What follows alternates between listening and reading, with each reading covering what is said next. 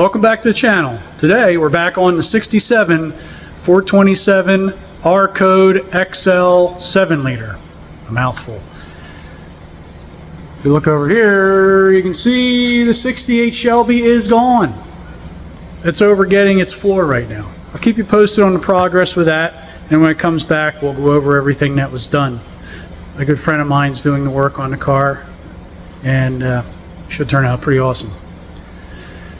What we're doing today, basically just cleaning up the engine compartment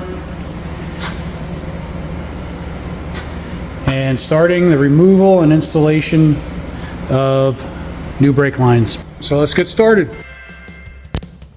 This car is reported to have only about 12,000 miles on it, but you can see the brake lines have taken a beating. Bare metal does not last long when a car basically sits and is neglected for decades. So we're going to get after these now. I'm going to start up front, try to loosen these brake lines if I can.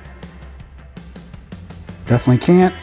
They're seized, so we get a little forceful with it. Just cut the lines, pop the clip, which, as you'll see here, will disintegrate. Then I can just pop the hose off and the assembly will be freed from the bracket.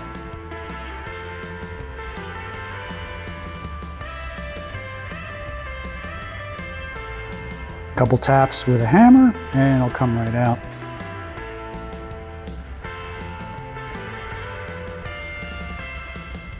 Now we're going to remove the rusty brake rotors, and I want to see if I can get these resurfaced. Having a hard time trying to find new ones for the car. I'm not going to give up hope looking for new ones because I am worried that these are a little thin, but I'll get these off and I'll measure them before I do anything. I'm hoping, since it is so hard to find a set of rotors, that I can reuse them, but we'll see.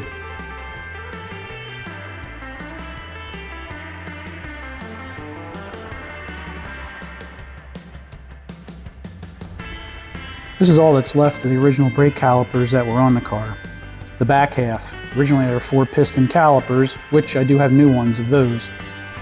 You can see I'm removing the wire that is used to secure the bolt that attaches the caliper to the spindle. Both caliper bolts are wired the same way.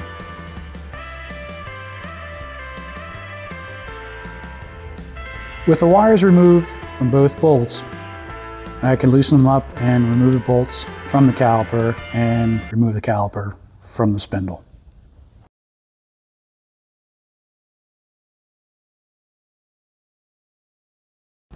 Now I'll head to the other side and just repeat exactly what I just did on the other side.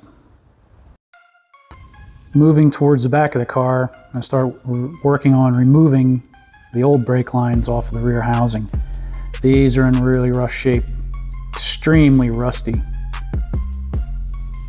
Not a surprise. The car sat a long time without any fluid moving through them or going anywhere. A lot of moisture buildup and just rusted those bare metal lines. You can see somebody at one point painted them silver, and it's just kind of hiding the rust. They are shot. I'm not even going to mess around with these old original wheel cylinders. They're coming off too. I can get new ones of these, thankfully, so I'm just going to replace these with all brand new wheel cylinders.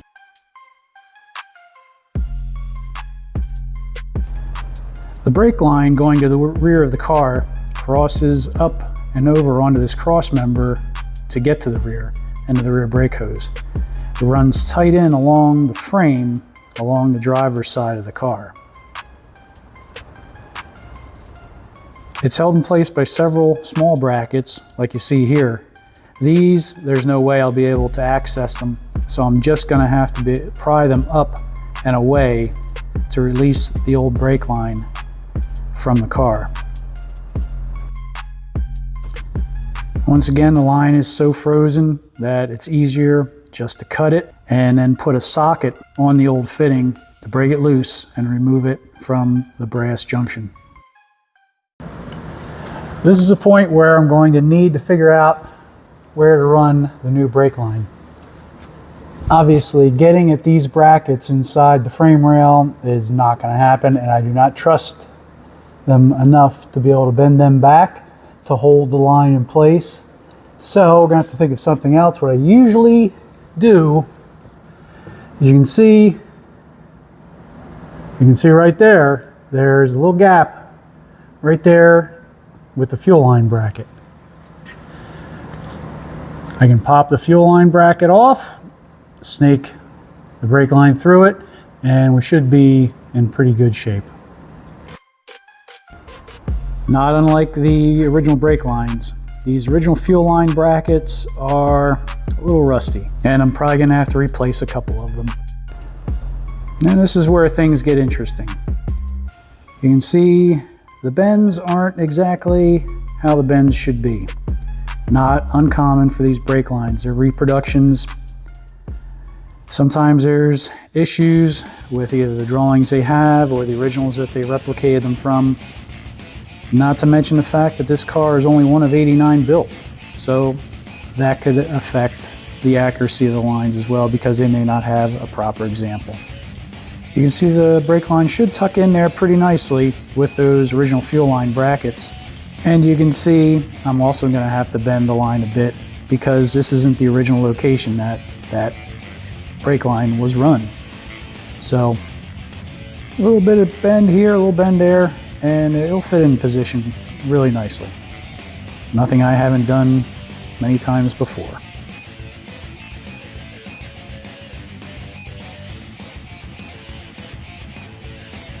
From that point on, brake lines fit pretty well against the frame and close to their original location. You can kind of see the shadow line of the old hose that was laying against the frame. The new one runs fairly close to it. Not perfect, but fairly close. Here's where we got to address this bad bend. I think you know what I'm going to do with it. Simple bend up into position, trying to make sure everything is going to stay away from the engine and the exhaust best I can, and snug it down. Now I'm going to start addressing the front brake lines. There's the crossover line, which goes from the junction block underneath the cross member like this over to the passenger side brake caliper. Everything comes apart pretty nicely, the line wiggles out without too much trouble, and the new one falls into place pretty well. I didn't really need to do too much to adjust this one, because I have a feeling it's pretty much the same for all the cars that run front disc brakes. Use the old hardware, put it all back into position, and the crossover line is pretty much done.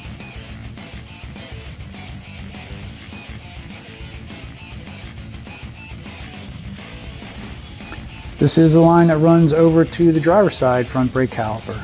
Comes underneath the frame and up to the junction block. Again, you know what I'm doing. Using a socket on the old fitting and freeing it from the junction block. Screwing in the new line, and again, this one fits pretty well.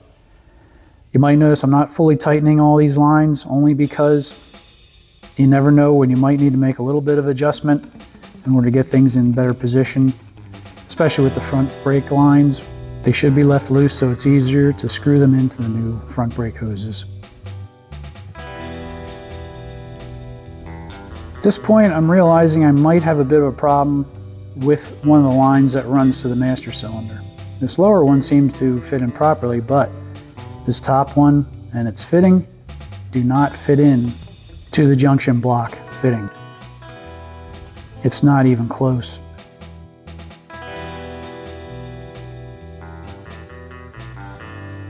Here's the comparison of the two lines.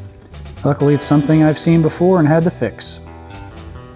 What I'm going to do is take the original fitting off the original brake line and reinstall it on the new brake line.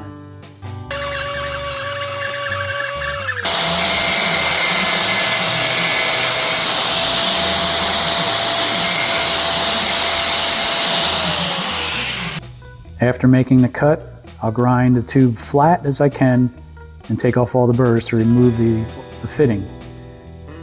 Then I'll clean it, repair it to install the old fitting on the new line.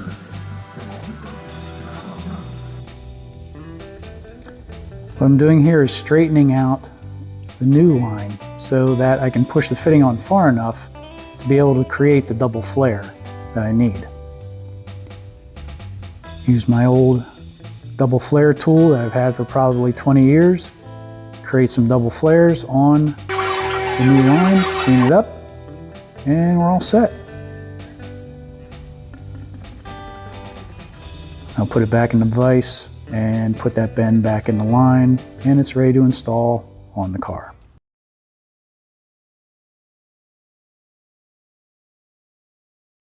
Be sure to watch part 2 of the brake install, where we tackle the brake booster and master cylinder and hook up those lines.